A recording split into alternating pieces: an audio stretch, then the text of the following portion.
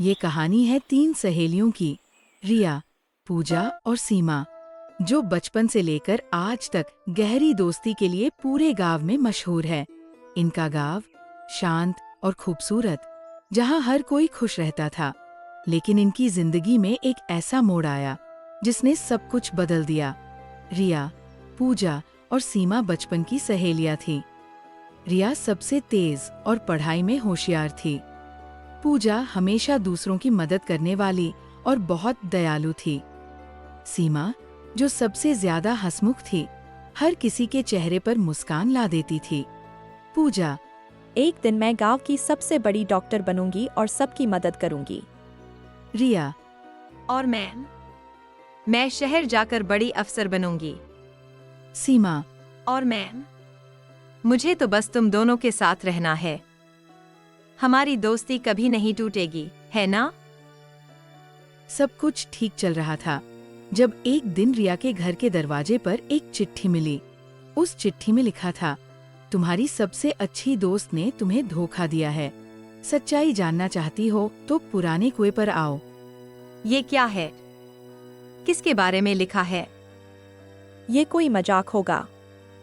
हमें इस पर ध्यान नहीं देना चाहिए।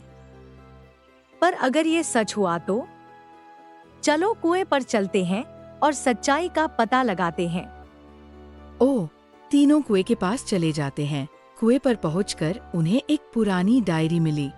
उस डायरी ने उन तीनों की दोस्ती को हिलाकर रख दिया। उसमें लिखा था कि सीमा के परिवार ने रिया की जमीन पर कब्जा किया था। सीमा, ये सच है? तुम्हारे परिवार ने ऐसा क्यों किया? मुझे नहीं पता था, रिया। पिताजी ने मुझसे कुछ नहीं बताया। मैं तुम्हारी दोस्त हूँ। मैं तुम्हें कभी धोखा नहीं दे सकती। हमें लड़ने के बजाय सच्चाई का पता लगाना चाहिए। हो सकता है ये सब कोई साजिश हो। सच्चाई का पता लगाने के लिए रिया, पूजा और सीमा ने मिलकर गांव में तहकीकात शुरू की। उन्होंने हर उस व्यक्ति से बात की जो इस मामले से जुड़ा हो सकता था। चाचा, आपने उस जमीन के बारे में कुछ सुना है?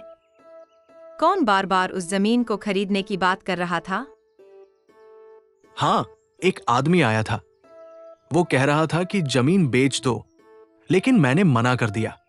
मुझे लगा कुछ गड़बड़ है। क्या आपने देखा कि कौन सीमा के पिताजी से बार बार मिलने आ रहा था? हाँ, वो शहर से एक दलाल था। बहुत चालाक लग रहा था।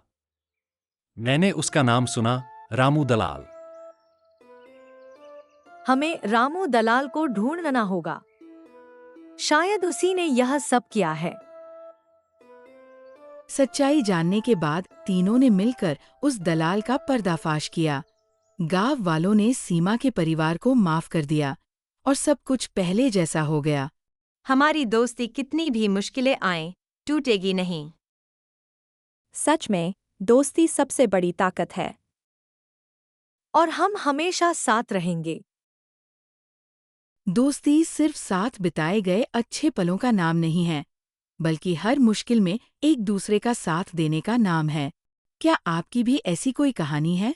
हमें कमेंट्स में बताएं और चैनल को सब्सक्राइब करना न भूलें।